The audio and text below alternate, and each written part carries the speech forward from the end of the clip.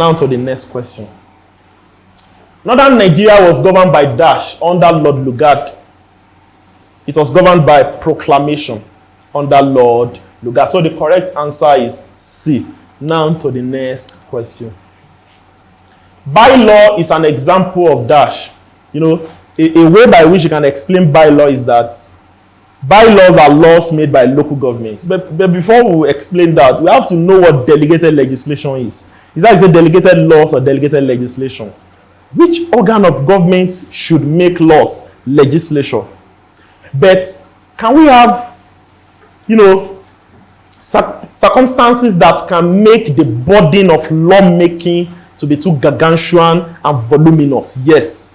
So when the process of lawmaking, the volume is too burdensome, too encumbering, too cumbersome, they can now share those lawmaking duties with other bodies under the executive. So when non-legislative bodies are making laws, those laws are called what? Delegated legislation. But when legislative bodies are making laws, those laws are called laws or act of parliament. So the correct answer here is delegated laws. Now to the next question. Public corporations are supervised and managed by the Dash. The answer is governing board. Why is it governing board? Governing board consists of the board chairman and the board members. They are responsible for overseeing and managing and supervising the affairs of public corporations. What are public corporations? Those government entities that are set up and established to provide social amenities for the citizens, like water corporation, like Nigerian Railway Corporation, like Nigerian National Shipping Line, and so on and so forth. So they are supervised by the governing board. But if a question comes out like this, that who is responsible for overseeing the day-to-day running of public corporation? That's the general manager or managing director, day-to-day. But who supervises? That's the governing board. Now to question 25. State creation exercise in Nigeria was meant to Dash. Now, it was meant to address the problem of Nigerian federalism. You know, we had diverse ethnic groups lumped together under regions. You know, before 1966, we had 4 regions. The northern region, the western region, the eastern region, and the midwestern region. But when Gowon came in 66, July 29, 1966, it created 12 states. Why did it create those 12 states? To address the problem of Nigerian federalism, and then to ensure that only people who are of the same nature, the same culture, the same history, the same ancestry are put together in a particular state. So the correct answer is to address the problem of federalism. Now to the next question. The French colonial policy aimed at changing Africans into French citizens was Dash. The answer is assimilation. You know, assimilation in English is from the French word called assimiler. And assimiler means to change the form of something. So France came to West Africa to change the culture of Africans into that of the French. So you could say they came to Frenchify the citizens. But when they saw that the system did not really work, they now changed from assimilation policy to association policy. Another word for assimilation policy is direct rule. Now to the next question. The principle of checks and balances was practiced in Dash Precolonial society. It was practiced in the Oyo Empire, the Yoruba Precolonial society. Now, checks and balances goes with separation of powers. Now, what does it mean? You know, when institutions of the states, the Alaafin, the Oyomesi, and the Ogboni. Oyomesi was the head of the legislature. Alaafin was the head of the executive. The Ogboni, they were the head of the judiciary. Now, why did we divide the powers? We divided them so that the Alaafin would not become too powerful. The Oyomesi had the responsibility of appointing a new Alaafin. Is that clear? The Ogboni, they had the responsibility of serving as the judiciary, administering oaths, and so on and so forth. The reason why we did not lump all the powers in the hand of the Alaafin was because to prevent a case of tyranny, abuse, and misuse of power. So the correct answer here is C. Now to the next question. ECOMOG contributed to the restoration of peace in Dash. The answer is Gambia. Gambia. So ECOMOG refers to ECOWAS monitoring group.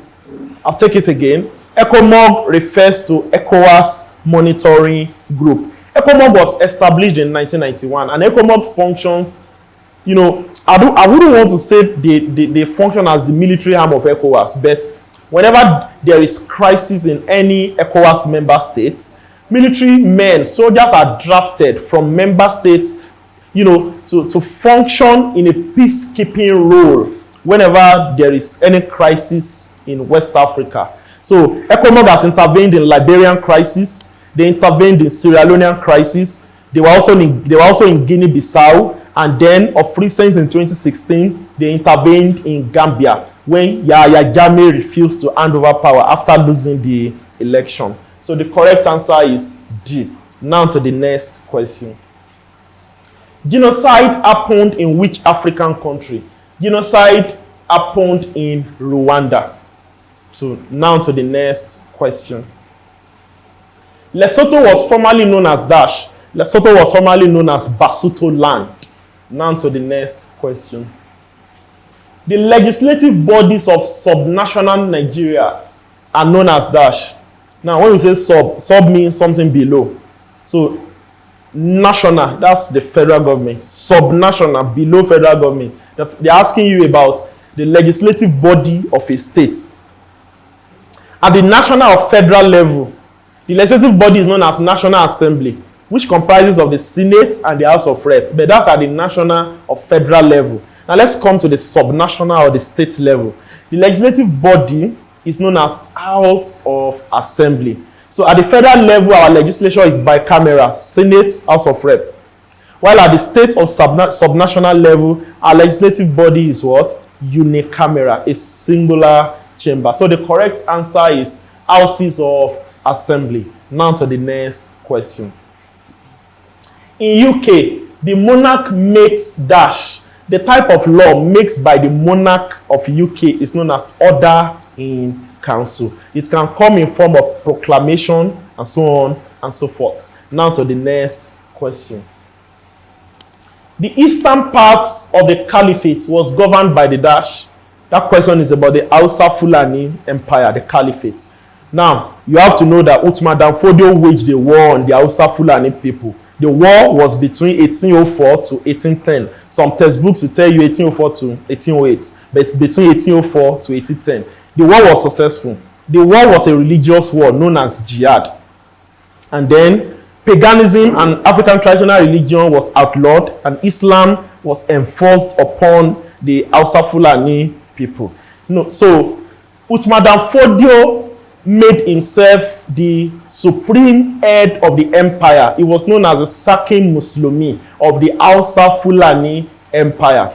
And then, for easier administration, he divided the empire into two. We had the western part and the eastern part.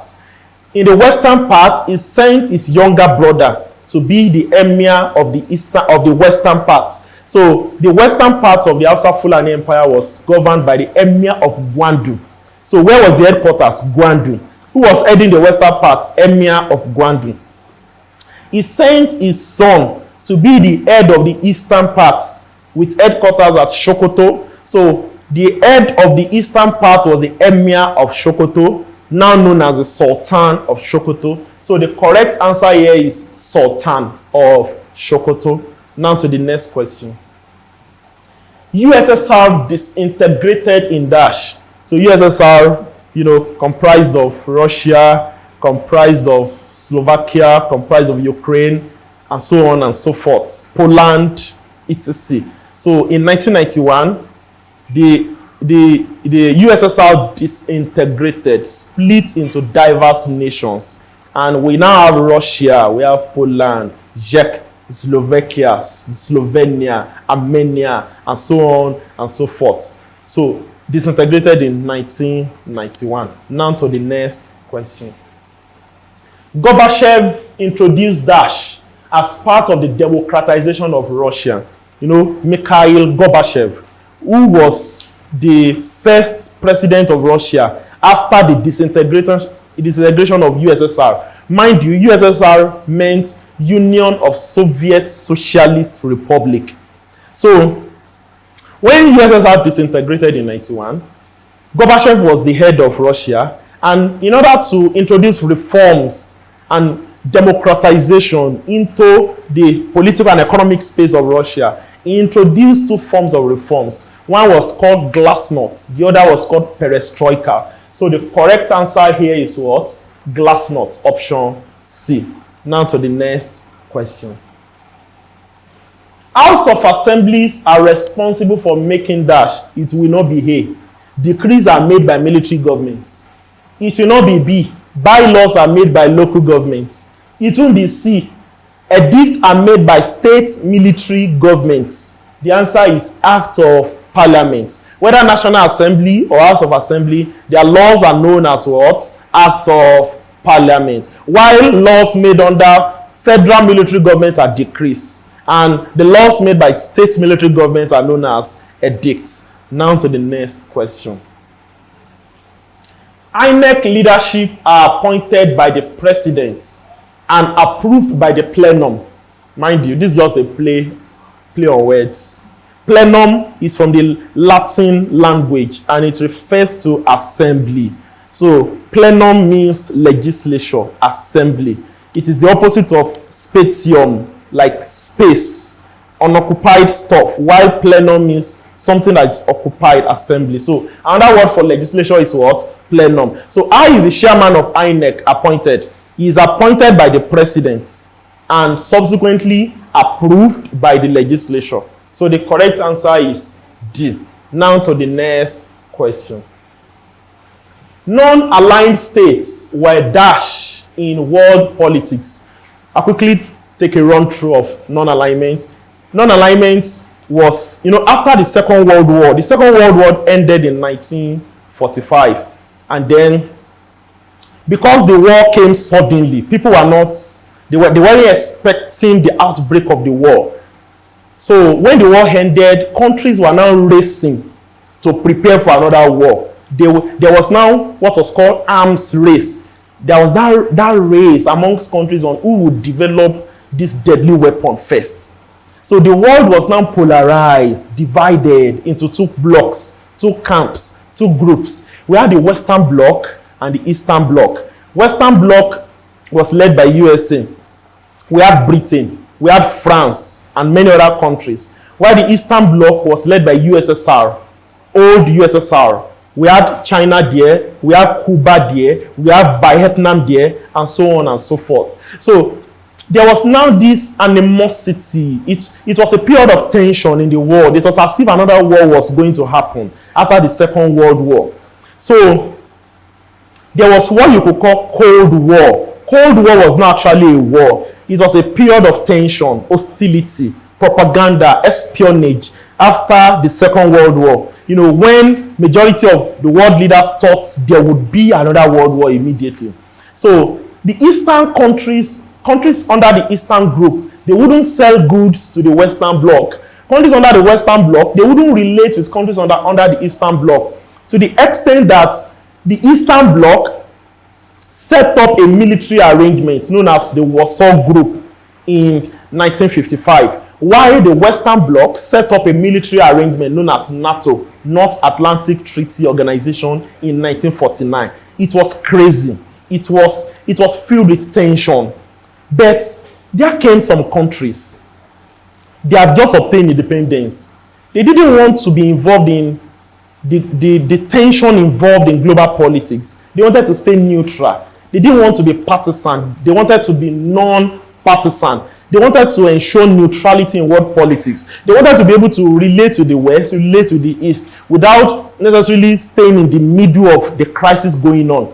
5 leaders met in 1955, at a city called Bandung in Indonesia.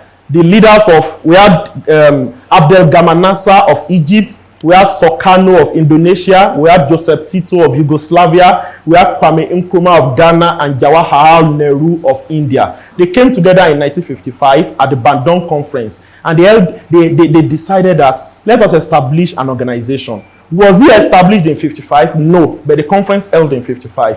It was until 1961 at a city called Belgrade in Yugoslavia where non-alignment was officially established, and Nigeria joined in 1964. So what was the major purpose of non-alignment? To be non-partisan in world politics. Now to the next question. Association policy became assimilation in dash. The answer is none of the above. Yes. Why is it none of the above? When France came to French West Africa, France practiced assimilation policy, also known as direct rule. But when the system failed, they now changed from assimilation policy to association policy in 1956. So you could be asked that which instrument was used to change from assimilation to association? It was called Loi Kedar. And who changed assimilation to association? A French president known as President Charles de Gaulle. So the correct answer here is none of the above. Association did not change to assimilation. Rather, it was assimilation that did what? Change to association. Now to the last question. Legitimacy is transformed into power through dash. The answer is brute force. Why? Power is about force. Power is about ability to command. Power doesn't persuade. You obey power, whether you like it or not. Power is about the use of sanctions, the use of threats, the use of force, the use of punishment, the use of rewards, and so on and so forth. So power is the ability to command people to act in a certain way, even if they are not desirous of obeying, but they will obey. Will they obey power? Yes. Power will always generate obedience. So what's power about? Force. But what is authority and legitimacy? Authority and legitimacy is about legal rights. It's about, you having that moral hold or influence over the people. Legitimacy or authority is what elected governments possess. We have given them legitimacy. Legitimacy is from that word called legit. They are legal. They came in according to law. Military governments, they use power. Elected governments possess what? Authority. So, how can a government lose legitimacy? When they start using force, when they are no longer accepted by the people. So the use of brute force changes legitimacy to power. Now, how can power be changed into legitimacy or authority? Through acceptance, through acceptability, through support, through recognition. When it becomes a legal right, when it becomes moral right, when it's about influence, when it's about persuasion. So I hope I have been able to deal decisively with these questions, and I believe that when you view them, you are better positioned to blast the forthcoming examination. Thank you very much. Have a great day.